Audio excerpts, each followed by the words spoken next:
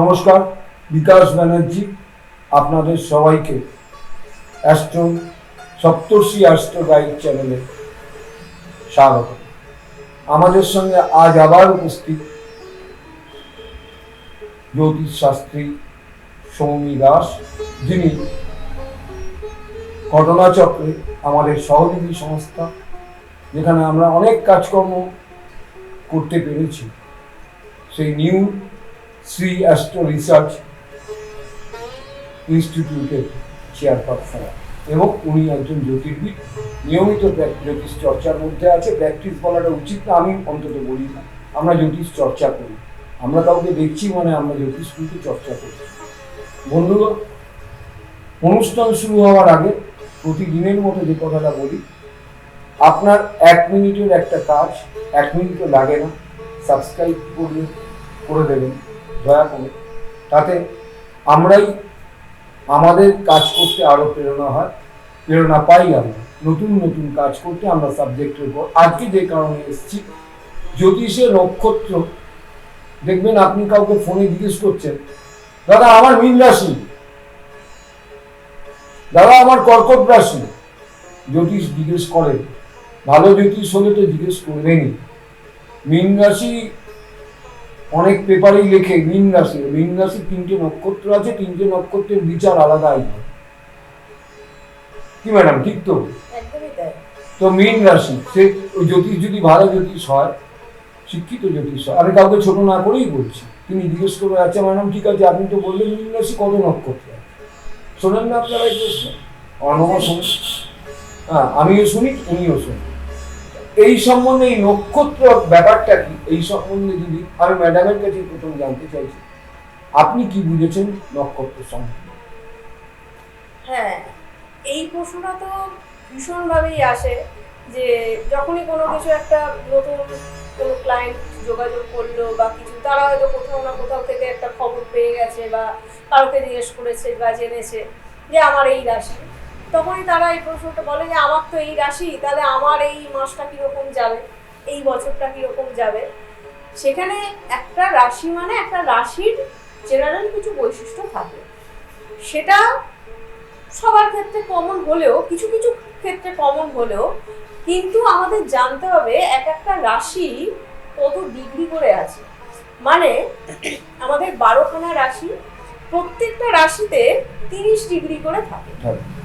এবারে 30 ডিগ্রির মধ্যে প্রত্যেকটা ঘরে 3টে করে নক্ষত্র থাকছে। আমরা যদি আমাদের টোটাল নক্ষত্র যদি ধরা হয়, হ্যাঁ টোটাল 27টা নক্ষত্র, অভিজিৎ নক্ষত্রকে বাদ দিলে টোটাল 27টা নক্ষত্র, যেটা শুরু হয় কেতুর নক্ষত্র অশ্বিনী দিয়ে এবং শেষ হয় বুধের নক্ষত্র রেবতী দিয়ে। হলো, এইবার ধরুন আমার মেষ রাশি আমি বললাম, কিন্তু মেষ রাশির মধ্যে থাকছে আপনার 3টে নক্ষত্র। তার মধ্যে রয়েছে কি, প্রথম রয়েছে অশ্বিনী 13 ডিগ্রি 20 মিনিট, তারপরে রয়েছে 13 ডিগ্রি 20 মিনিটে ভরণী, তারপরে বাকিটুকুতে রয়েছে কিন্তু কৃত্তিকা। হলো, এইবার তাহলে একটা জাতক যদি শুধু মেষ রাশিরই আসে, কিন্তু তার দেখা যাচ্ছে যে চন্দ্র অশ্বিনী নক্ষত্রে রয়েছে, তাহলে তার ক্যারেক্টারিস্টিক যেটা হবে, সেখানে ভরণী নক্ষত্রের একটা জাতক বা জাতিকা যদি হয়, ডেফিনেটলি তার ক্যারেক্টার আলাদা হবেই। আবার কৃত্তিকা হলেও সেক্ষেত্রে আলাদা হবে, কারণ চন্দ্র কিন্তু, কারণ নক্ষত্র হচ্ছে, এটা বুঝতে হবে, সেই চন্দ্রের ড্রাইভার। আমি একটা গাড়িতে বসেছি, সেই গাড়িতে আমার ড্রাইভার কিরকম ভাবে আমাকে চালাচ্ছে তার উপর কিন্তু আমার অনেকটা, আমার যাত্রা পথটা কিরকম হবে সেটা কিন্তু ডিপেন্ড করছে। কারণ ব্যাখ্যা করবেন, এটা কিন্তু ডিপেন্ড করছে। তাই আমাদের যে কোনো একটা চার্টে শুধু আমার এই রাশি বলে দিলেই কখনোই সেটা কিন্তু কোনোভাবেই কিন্তু কোনোভাবে বিচার করা যাবে না। অবশ্যই দেখতে হবে যে তার নক্ষত্রটা কি আছে এবং নক্ষত্র পতির পজিশন কি আছে, কারণ নক্ষত্র পতি হচ্ছে অবশ্যই সেখানে একটা ভাইটাল ভূমিকা পালন করে। কিছু বল। গ্রহ আর নক্ষত্র হচ্ছে পরস্পরের পরিপূরক। গ্রহ নক্ষত্রের প্রতি সেই তো গ্রহই। আবার গ্রহ শত্রু গ্রহ, মিত্র গ্রহ এইসব থাকে, আবার শত্রু নক্ষত্র থাকে, মিত্র নক্ষত্র থাকে। এখন দেখতে হবে গ্রহটা কোনো না কোনো নক্ষত্র অবলম্বন করে তাকে তো রেজাল্ট দিতে হবে। এবার সেই রেজাল্টটা ভালো হবে সেটা সত্যি এখানে একটা প্রশ্ন করা যেতে পারে কি, যে চন্দ্র 17 নক্ষত্র মানে সে বৃশ্চিক রাশি, বৃশ্চিক রাশি। তাহলে চন্দ্রের সঙ্গে শনি এবং 17 নক্ষত্র অনুরাধা নক্ষত্র বোধহয় শনি নক্ষত্র, বোধ হয় না? একটা ভুল হ্যাঁ, কথা। অবশ্যই। শনির নক্ষত্র। হ্যাঁ, শনি শনির নক্ষত্র। চন্দ্রের সঙ্গে শনি চিরকালীন শত্রুতার সম্পর্ক। তাহলে চন্দ্রের ভালো করে শত্রুতার মিত্রতাটাকে আগে বুঝতে হবে। আচ্ছা, শনির শত্রু চন্দ্র বা চন্দ্রের সমশনি। আচ্ছা, এক্স্যাক্টলি তাই, কারণ চন্দ্রের কোনো শত্রু নেই। চন্দ্রের কোনো শত্রু হয়, হুম, কিন্তু শনির শত্রু শনির শত্রুতা করে চন্দ্র, হ্যাঁ, কিন্তু চন্দ্র শনিকে সম করে, হুম, আচ্ছা, তার কাছে সবাই সমান। তার কাছে সবাই সম। আমার জন্ম নক্ষত্র নিয়ে যখন বলছেন তখন জন্ম নক্ষত্র নিয়ে কটা কথা বলা যায়। জন্ম নক্ষত্র হচ্ছে চন্দ্র যে নক্ষত্রে থাকে সেটাই প্রত্যেকের জন্ম নক্ষত্র। এবার সেই জন্ম নক্ষত্রের উপর স্বভাব চরিত্র সব কিছু সেই নক্ষত্র গতির উপর ডিপেন্ড করে। সেই নক্ষত্রের প্রতি মানে আচারণের উপরে স্বভাব চরিত্র ডিপেন্ড করে। আচ্ছা, আমি এটা নিউমারোলজি করার সময় অর্ণবের কাছে শিখেছিলাম, বলতে জানি যে ড্রাইভার কন্ডাক্টর। আর যে সৌমি ম্যাডাম হঠাৎ নক্ষত্র বলতে গিয়ে ড্রাইভার কন্ডাক্টর বললো। অর্ণব, তোমার এই সম্বন্ধে এই যে কথাটা বলছে উনি, ড্রাইভার হচ্ছে ডেট অফ বার্থ। না, উনি যেটা বললেন চন্দ্রের যদি 3 সেটা তো নক্ষত্র, নক্ষত্র হিসাব দিয়ে বলেছেন, ওটা একটা ব্যাপার। আর নিউমারোলজিতে বলতে গেলে ড্রাইভার না নিউমারোলজি শব্দটা আমরা নিশ্চয়ই পরে আনবো, কিন্তু আমি রাশিগত বা এই যে আমাদের হরোস্কোপ, বলতে গেলে হ্যাঁ কন্ডাক্টর আপনার ড্রাইভার হচ্ছে নক্ষত্র। তাহলে কন্ডাক্টরটা সেক্ষেত্রে কি হয়ে গেল? কন্ডাক্টরটা কি হয়ে গেল? কন্ডাক্টর গ্রহ যে চালাচ্ছে, আর ড্রাইভার ড্রাইভার যে চালিয়ে নিয়ে যাচ্ছে সে ড্রাইভার।